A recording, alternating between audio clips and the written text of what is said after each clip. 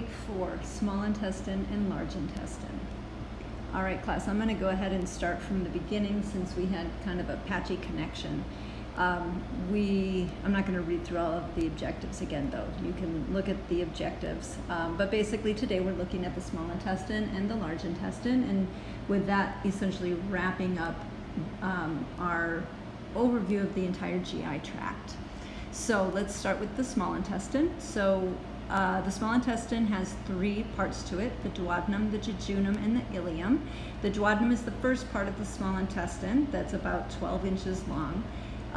And that is the area where bile from the gallbladder and pancreatic juices from the pancreas are mixing with the chyme, which is the food that's in the process of being digested and is mixed with the digestive juices.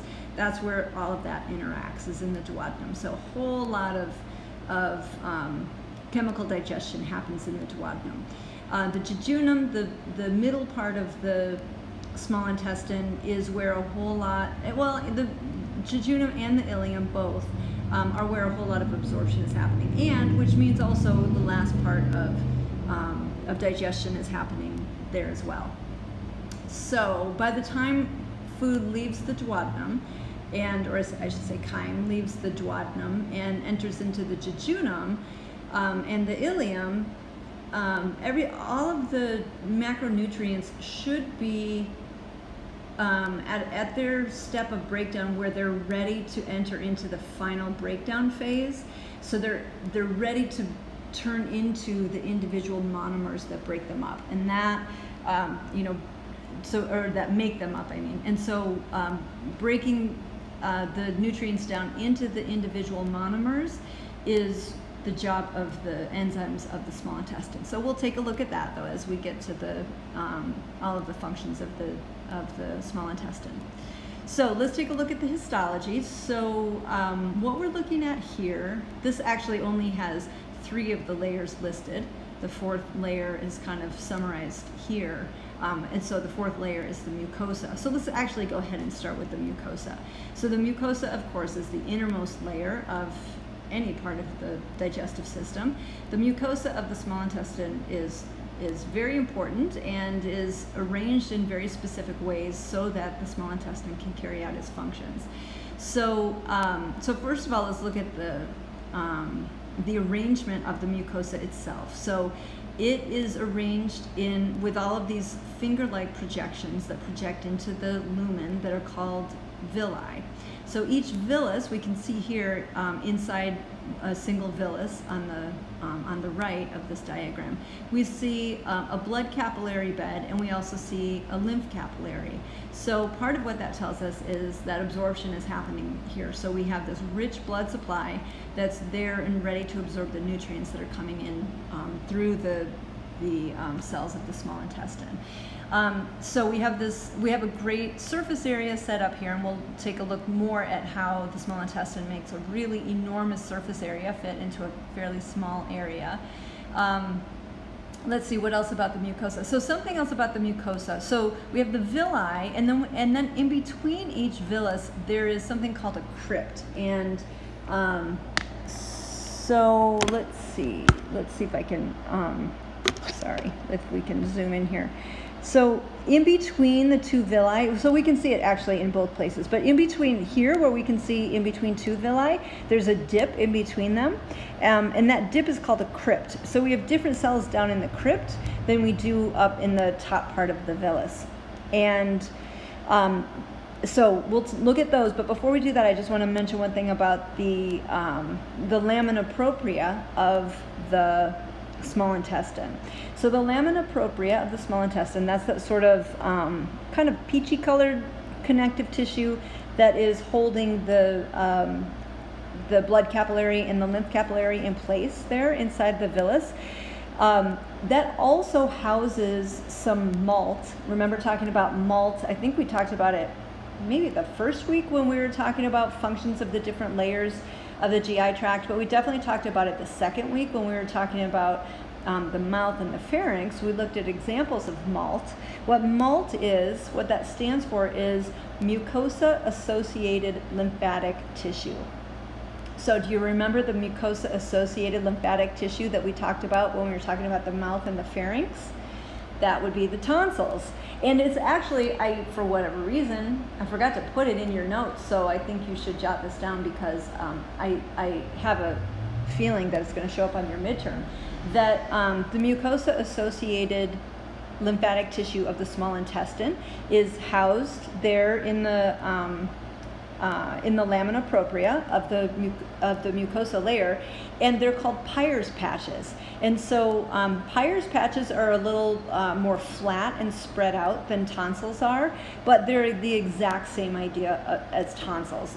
So they are this lymphatic tissue, so they're fibers that contain, or not contain, but house and have attached to them cells of the immune system, of the immune system. So like T cells and macrophages that carry out immune responses. So because the small intestine is this place where a huge amount of stuff from the external environment is coming into the body, we need to not only be set up with a blood supply to receive all of that, all of the nutrients, we also have to be set up with protection against anything else that's coming in with that we are not really welcoming into the body. So it's like having these, like doormen standing, all throughout the small intestine and kind of, making sure that stuff doesn't get in that we don't want to have in. So those are called Peyer's patches, and that's the MALT, or the mucosa-associated lymphatic tissue of the small intestine. So that's also part of the mucosa layer. So the individual cells of the mucosa layer. So one of the cells that is not actually shown on this diagram, but where it would be kind of in this, kind of in that junction between the villus and the crypt.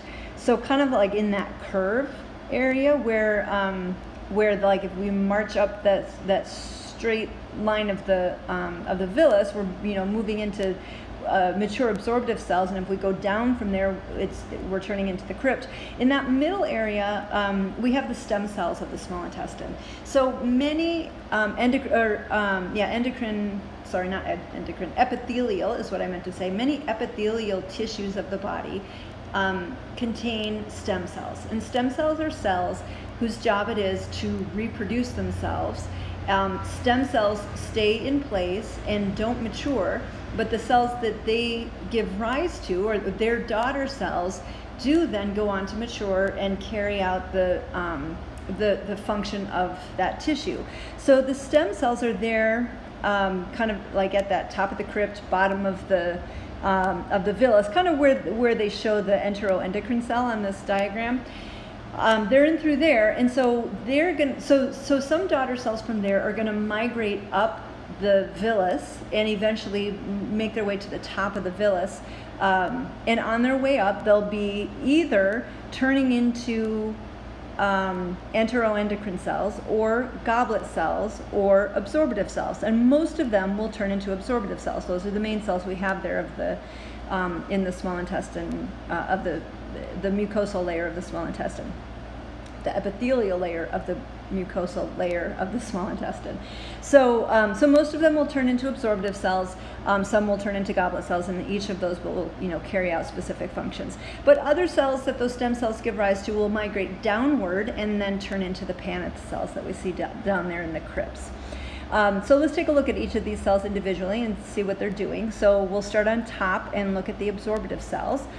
So like the name implies, these are the cells that are absorbing nutrients from the lumen, from the food that's going through the digestive system.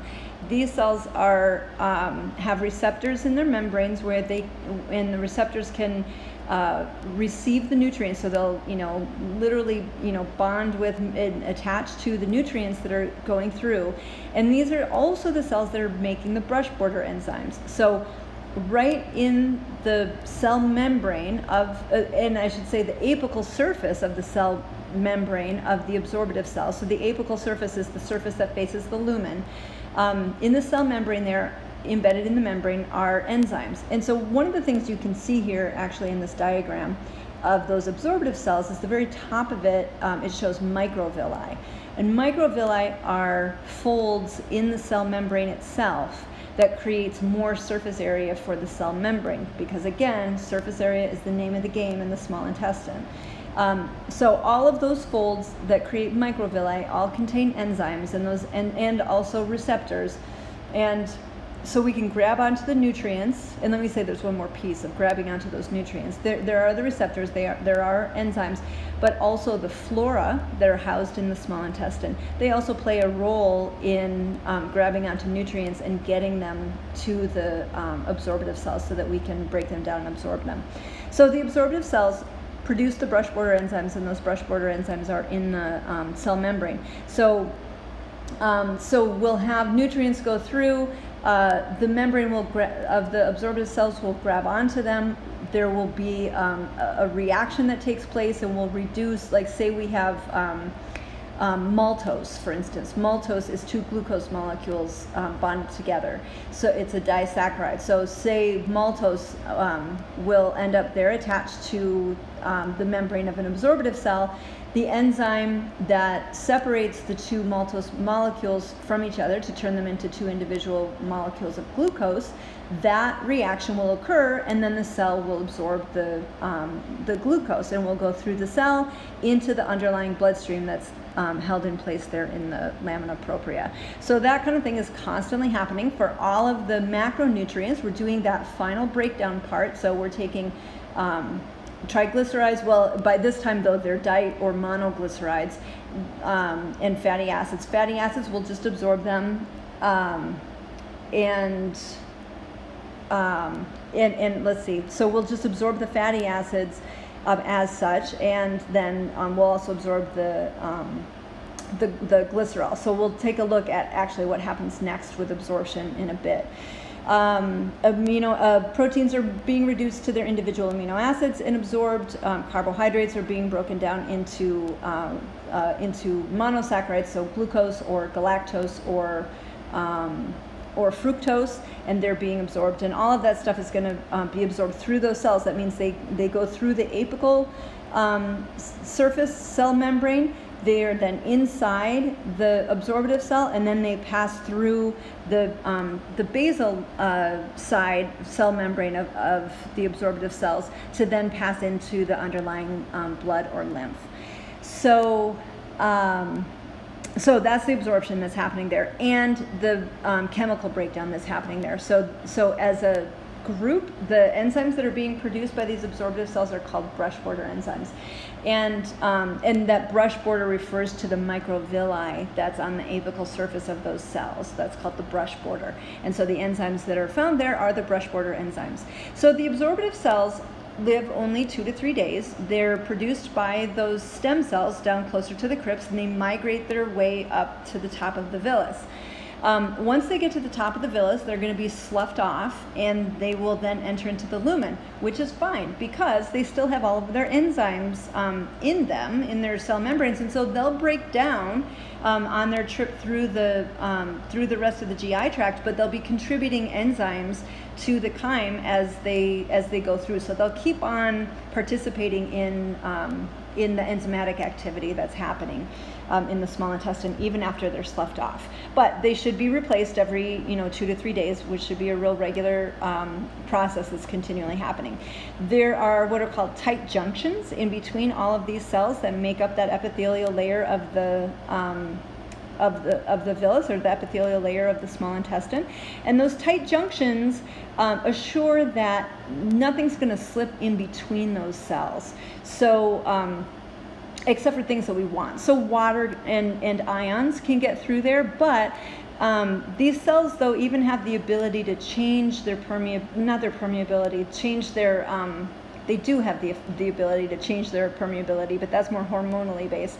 But what I meant to say is they can change how tight their tight junctions are. So for instance, if we're dehydrated or undernourished, they can make those, let's say if we're dehydrated, that's a better example. They can make those tight junctions a little looser, and that's going to allow in more water and ions so that we can hydrate more quickly.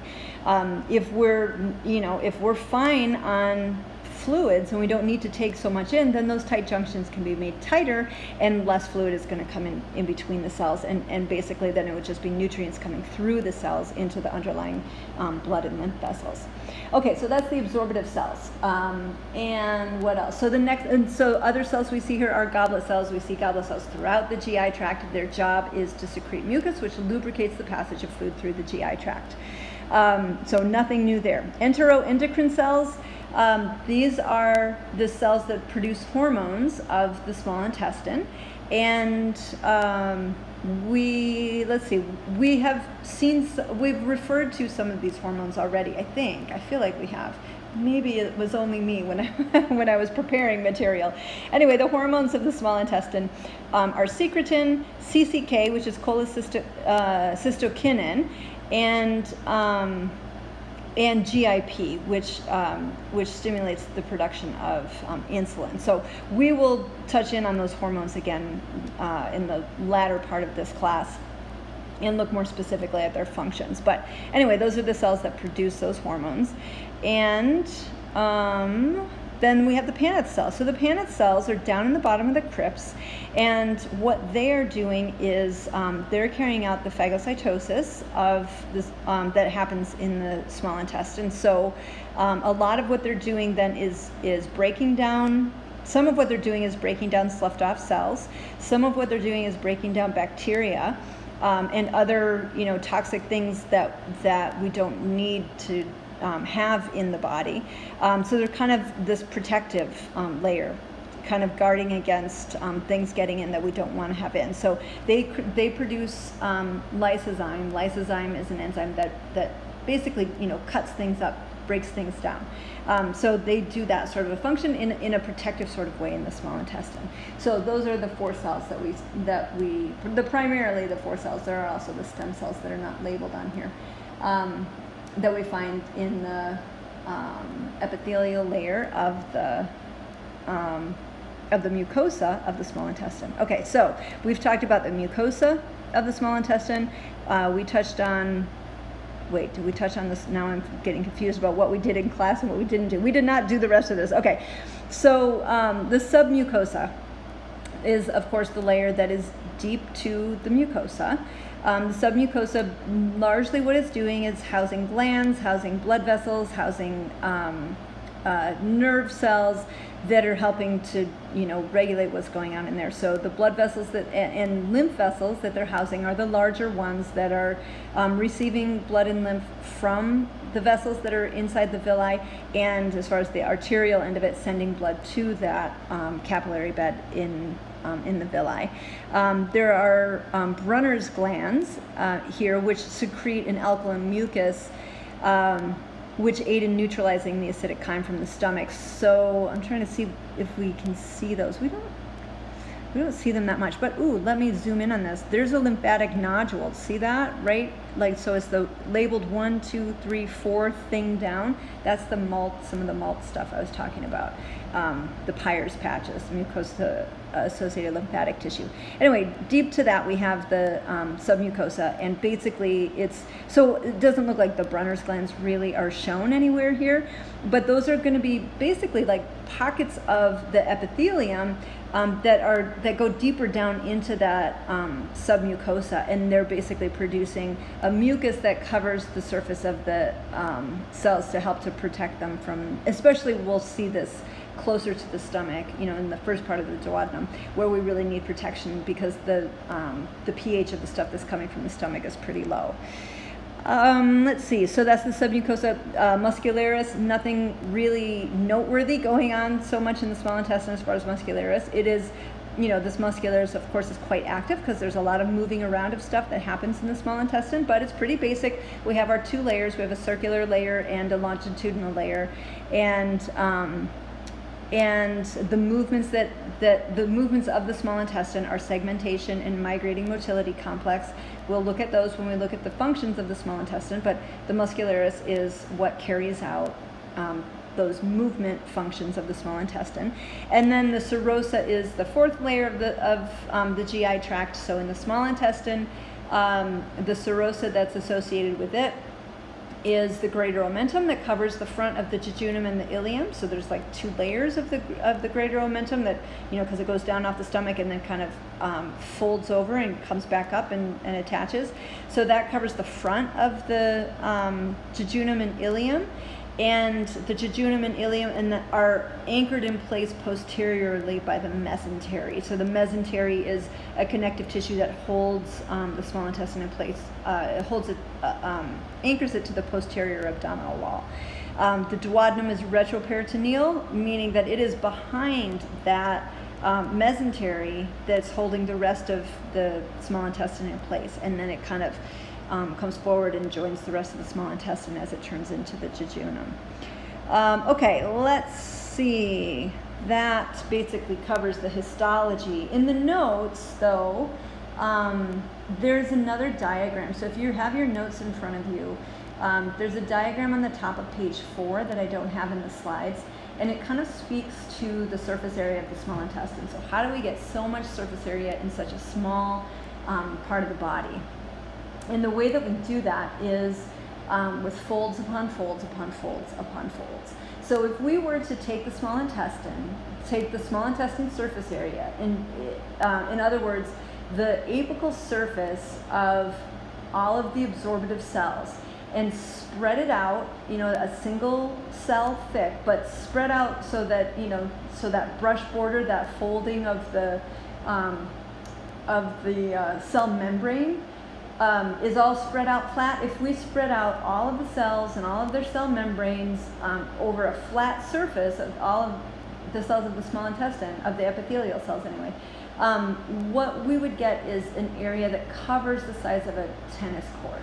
So, which is an enormous area when you think about it, that all fits inside your abdomen. So we create all that surface area. So if we start at the most microscopic level, we already looked at the microvilli. So there are folds in the apical surface of the absorptive cells. So it creates like many times the surface area that there ordinarily would be in that cell membrane. But then those cell membranes are arranged in villi. So it's kind of like all of these huge hills that make up the mucosal layer of the small intestine. And so those hills create a lot more surface area than there would be if they weren't there. But then also those hills are on hills and valleys in a sense. And so that diagram on the top of page 4, so I'm kind of going through it backwards. I talked about the microvilli first and then the villi. So the villi create a whole lot of surface area for the mucosa, but then the villi are also arranged in structures that are called circular folds or plicae circularis, which we can see in the picture on the left. So if we take a peek kind of inside the lumen, we see folds in the tissue that kind of makes it look like accordion folds in a sense. And so those accordion folds then create more surface area. So we just like pack it in there and get this huge amount of surface area in a small part of the body, and it works because we can absorb nutrients and we get a lot of stuff in through that method. All right, so let's take a look at the functions of the small intestine. So this slide is our sneak peek at all 5 functions of the small intestine, and then we'll go through each of them. So we have chemical digestion, mechanical digestion, absorption, hormone production, and housing of flora. Okay, so first thing is, let's take a look at the chemical digestion. So I mentioned earlier that that chemical digestion wise, what's going on in the small intestine, there's sort of 2 separate things that's happening here. So in the duodenum, the food that is being digested is exposed to the pancreatic enzymes. So pancreatic enzymes are working in the duodenum, and then the brush border enzymes are working throughout the rest of the small intestine. So let's take a look at this chart and see what that means. So we've already looked on this chart at salivary amylase, lingual lipase, gastric lipase, and pepsin. So those are the 4 enzymes that are working in the mouth, in the pharynx, in the esophagus, in the fundus of the stomach, and in the body of the stomach. Okay, so those are basically salivary amylase is breaking starches down into like di and trisaccharides. Lingual lipase and gastric lipase are both addressing triglycerides, breaking triglycerides down. Remember, gastric lipase is more like for nursing infants. We don't produce it as much as we get older. And then pepsin is breaking proteins down. Remember, the other thing that is happening in the stomach is that hydrochloric acid, which is not an enzyme but an acid, is denaturing proteins first, and then pepsin starts to break those long chains of amino acids into shorter chains of amino acids. So when foods leave the stomach and go into the duodenum, basically what we should have are some fully intact starches that haven't really been broken down much by salivary amylase, but some that are, in the form of di and trisaccharides that have been broken down by salivary amylase. We're going to have some triglycerides that haven't really been broken down, that are still in triglyceride form, and we're going to have some monoglycerides and we're going to have some diglycerides, I should say, and single amino acids. So some of the lingual lipase will have taken, a fatty acid off of a triglyceride, turned it into a diglyceride with then a fatty acid that's separate from that. And then the pepsin will have turned our proteins into smaller chains of peptides. So that's what we have coming into the duodenum. In the duodenum, the food interacts with the pancreatic enzymes. So that in the middle of this chart, this whole stretch of pancreatic enzymes, so the, where does it start? Carboxypeptidase, chymotrypsin, deoxyribonuclease, elastase, pancreatic amylase, pancreatic lipase, ribonuclease, and trypsin. Those are all produced in the pancreas, and they all work in the duodenum. And so basically, what they're doing is preparing the food to meet up with the brush border enzymes, which they'll meet up with as the food leaves the duodenum. So we have like pancreatic amylase that's going to address the starches. Basically, it's going to pick up where salivary amylase left off and take those big starches and break them down into disaccharides and maybe trisaccharides also.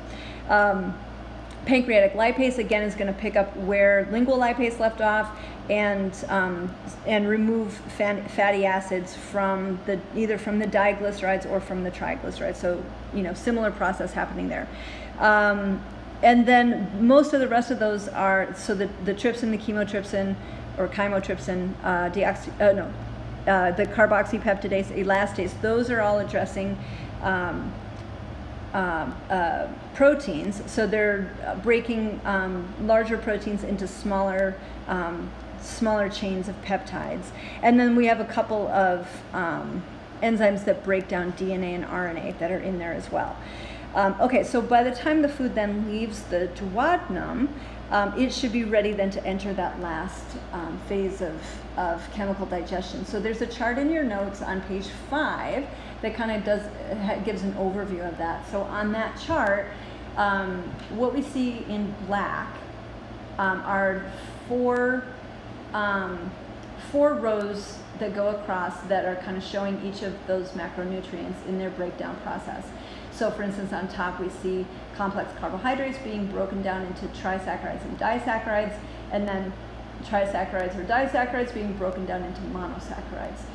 So that's the step-by-step breakdown process. And same thing with proteins; they're being broken down into polypeptides, and polypeptides that are being broken down into individual amino acids.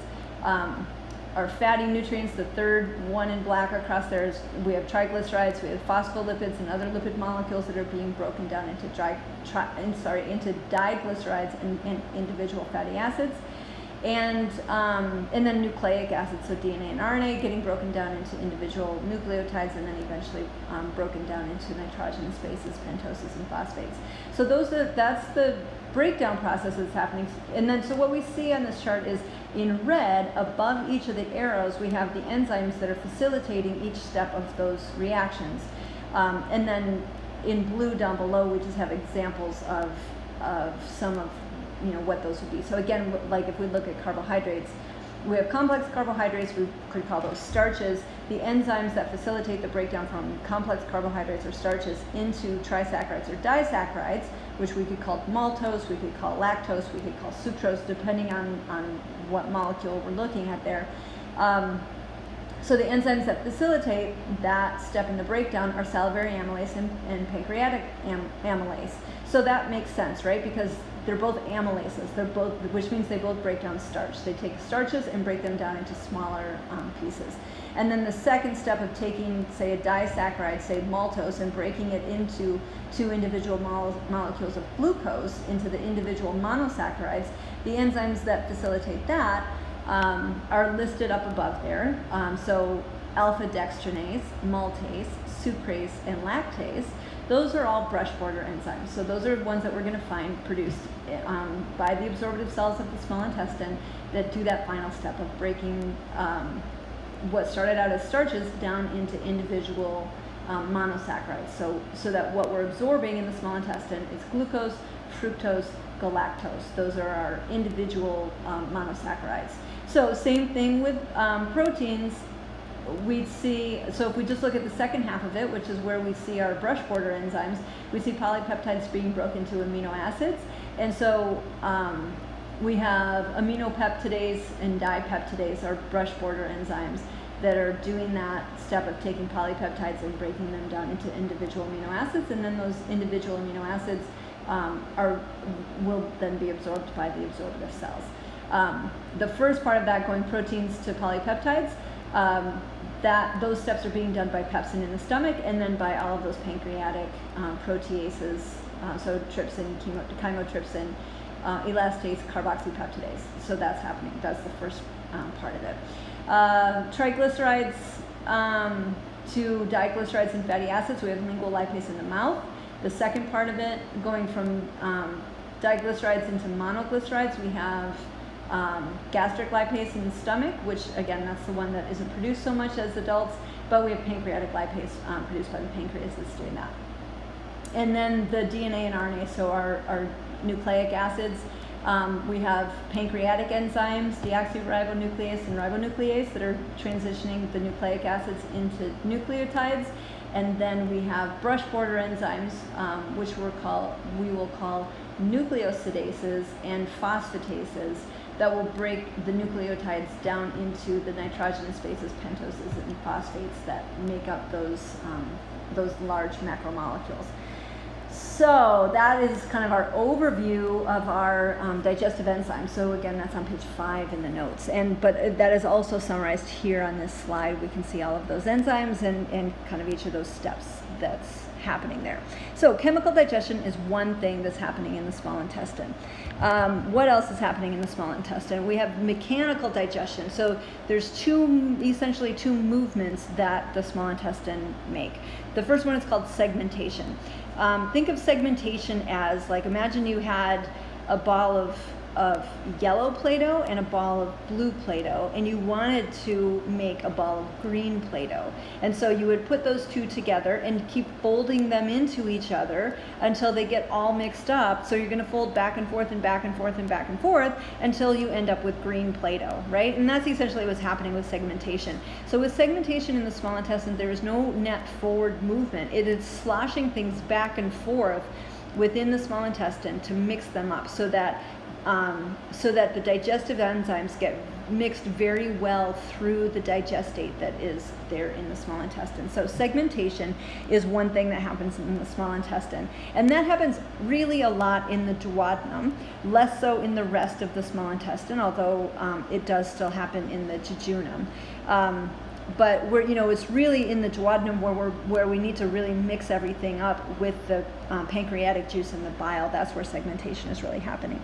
The other movement of the small intestine, or the other aspect of chemical digestion, is called the migrating motility complex. You also see this called the migrating, migrating mobile, mobile complex, I think that's the other name for it, which are waves of peristalsis that pass through the small intestine. And so we know what peristalsis is, right? It's like the sequential squeezing along of the muscles of the small intestine, or any organ that's doing the peristalsis, to kind of, squish things along, kind of the way that you would squeeze toothpaste through a toothpaste tube.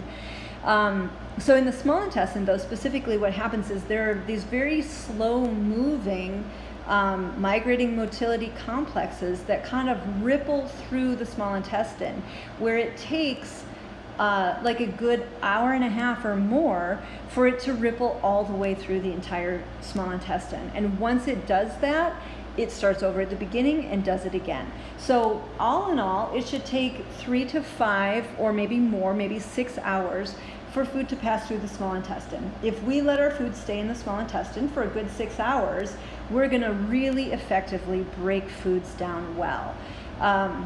And however, though, we need to move it ahead, move it along, and keep things going. And that's what the migrating motility complex does, is this gradual, slow sort of forward movement of the food that's in the small intestine. So we don't want to move it through too quickly, because we want it to stay there, because that's where absorption is happening.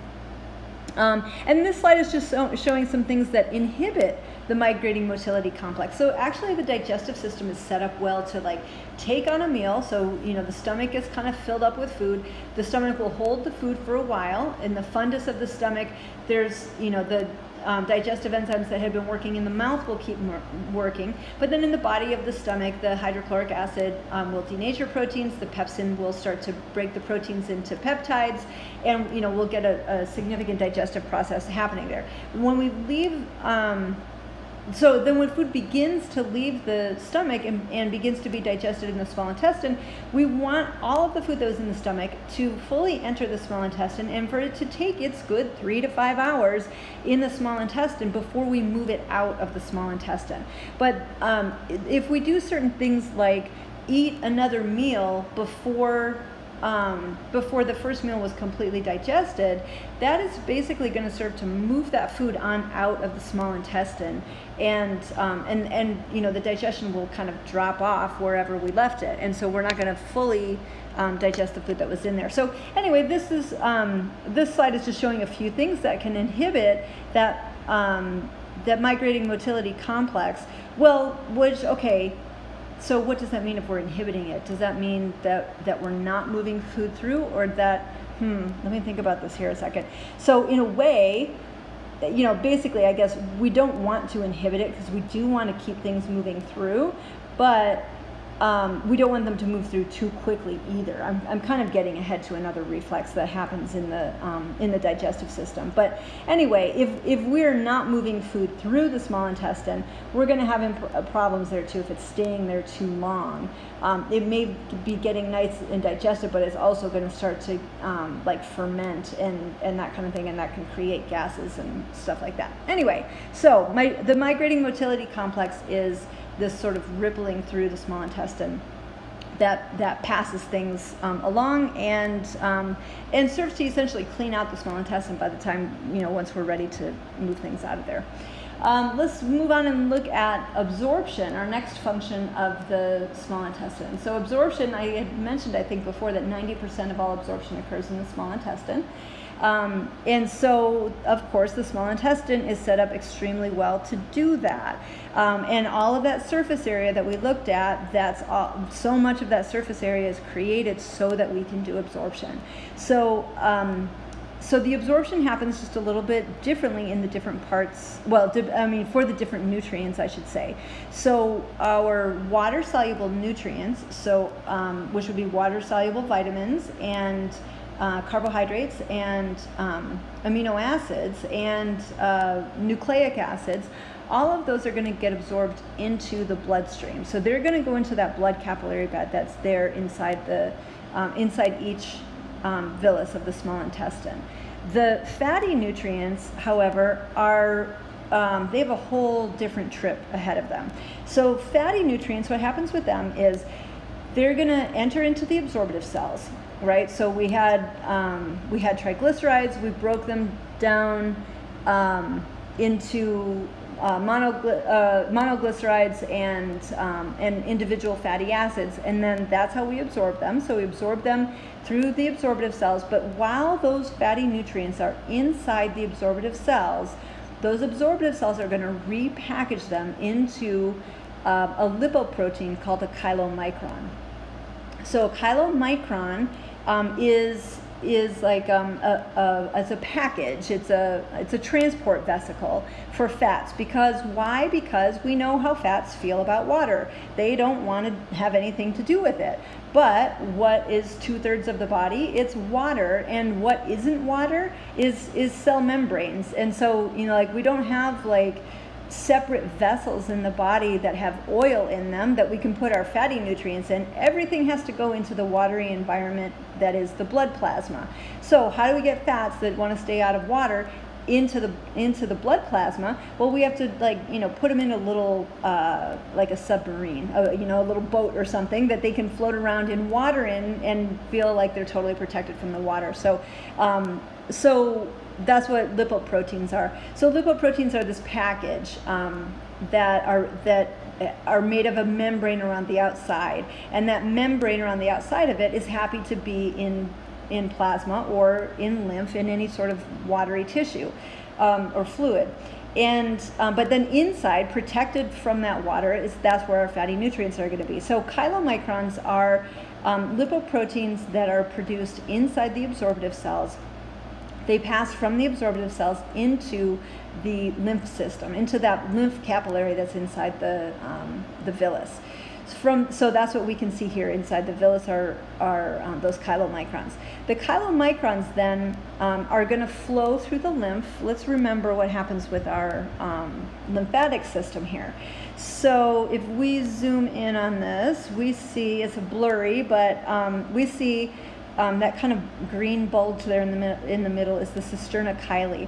The cisterna chyli has the intestinal trunk leading into it. The intestinal trunk is the congregation of all of the lacteals or the lymph capillaries throughout the small intestine. So they come together, form the intestinal trunk, and so the lymph inside those vessels has like a milky white appearance because it has fats in it.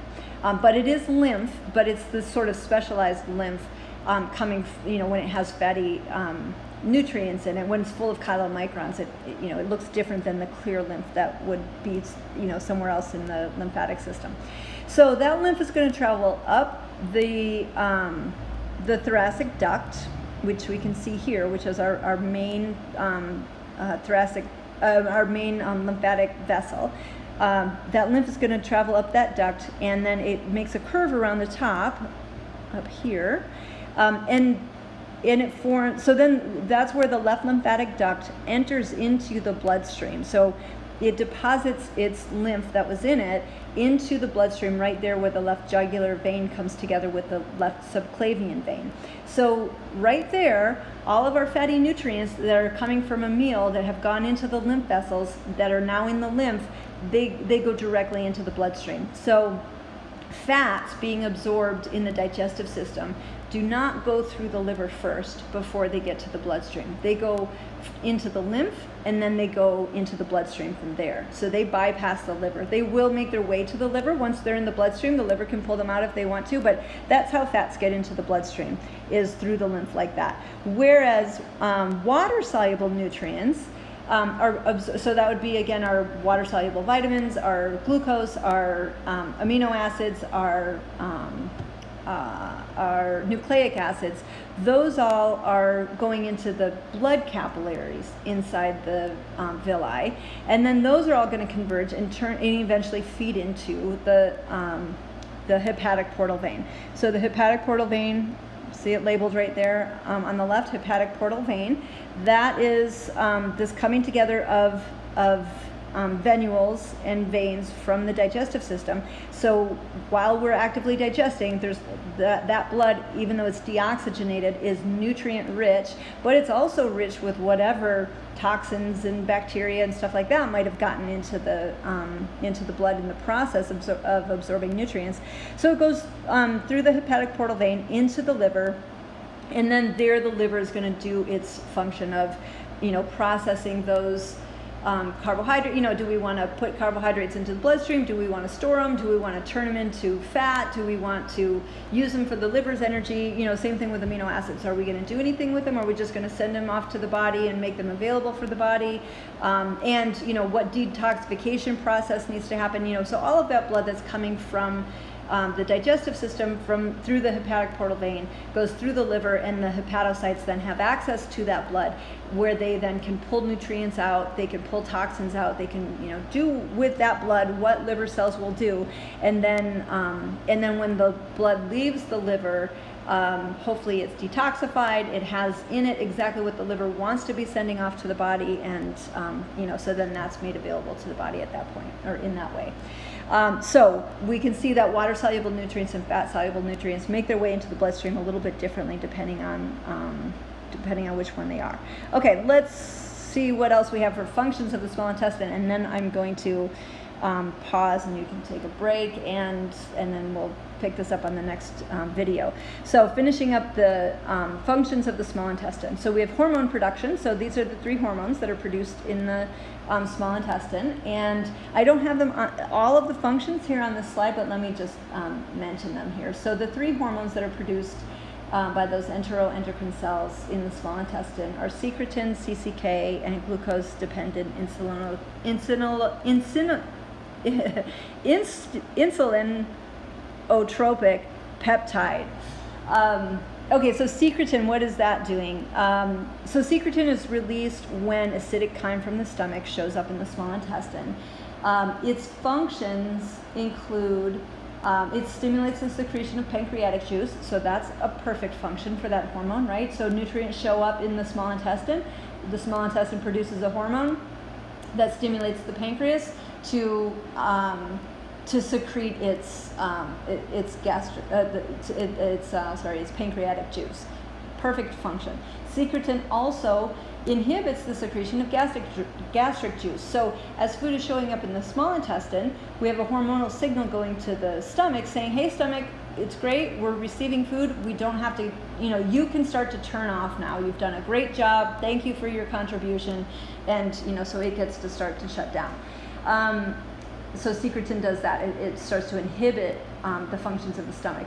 Secretin also promotes normal growth of the pancreas, which is a nice thing. So if secretin stimulates the secretion of pancreatic juice and bile, actually also, it also promotes the normal growth of the pancreas, because remember what we had talked about with the pancreas, how when the pancreatic enzymes are being secreted, those cells are sending part of themselves or all of themselves off with those enzymes that they're producing. So we need to constantly be reproducing those cells that make the digestive enzymes in the pancreas, which is why we have a whole new pancreas every single day.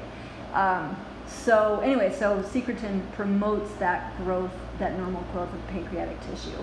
It also enhances the effects of CCK. So what is CCK doing? So that I do have on this slide.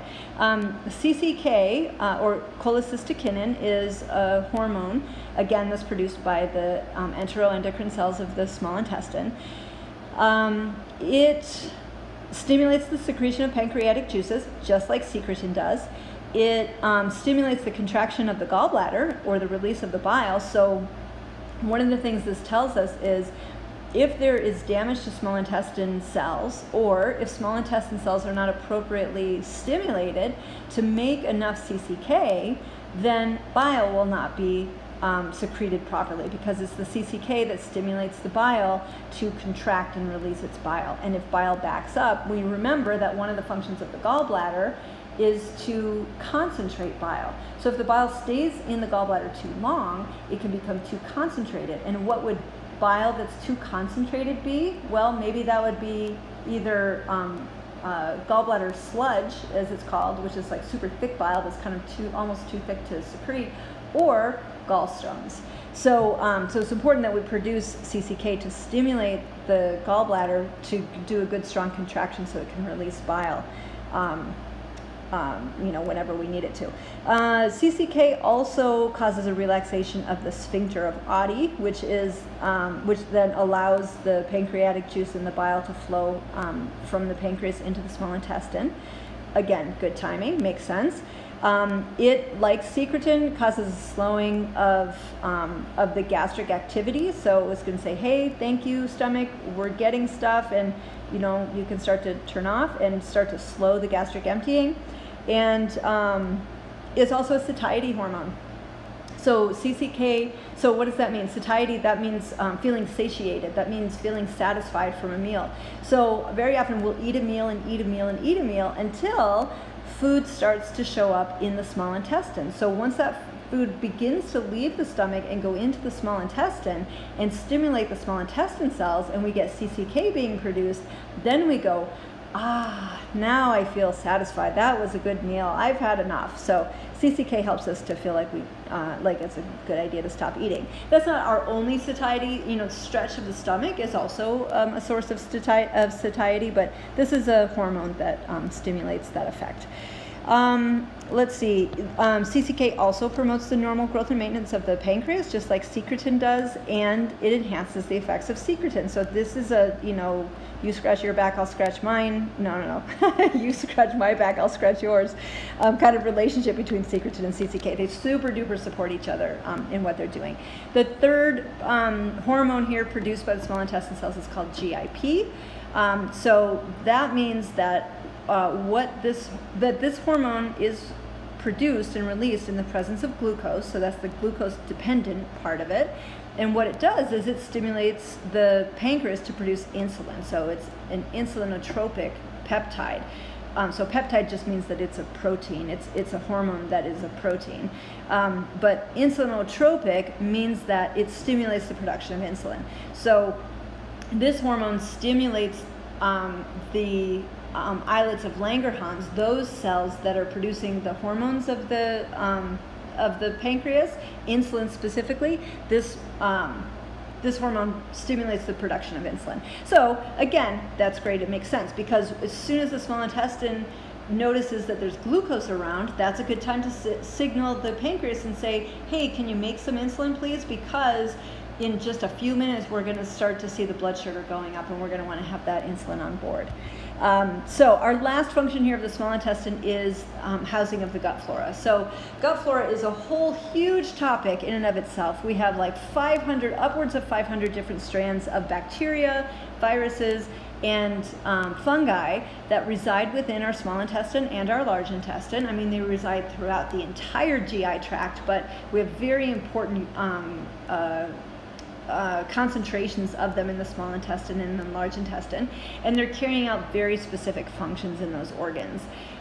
So I'm not going into all of the functions. I'll touch on a couple of them here, but let me just say that all of that bacteria that we find in the small intestine, we can divide it into 3 categories.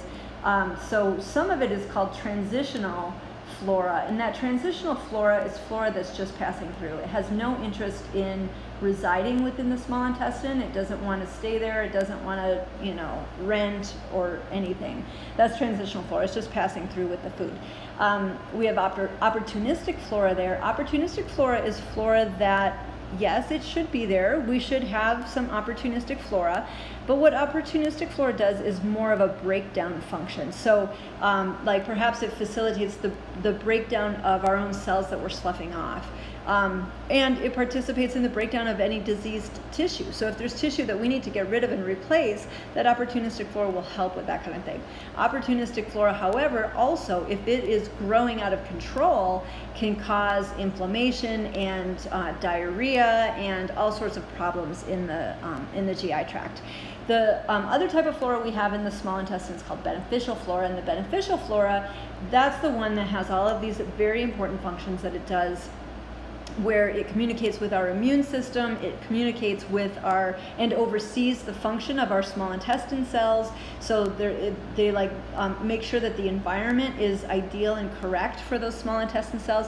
They facilitate the absorptive cells getting the nutrients and attaching those, to them, the nutrients that we want to absorb, they also hold on to things that we want to make sure that we don't absorb, and they escort it out of the small intestine, so they make sure we don't get things in that we don't want to have in. So they're doing lots and lots of really important roles, the gut flora that lives there in our small intestine.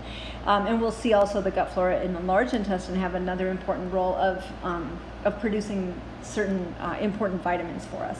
Okay, so let's wrap up this first segment here. I'm going to end this video, and then we'll pick up talking about the large intestine in just a bit.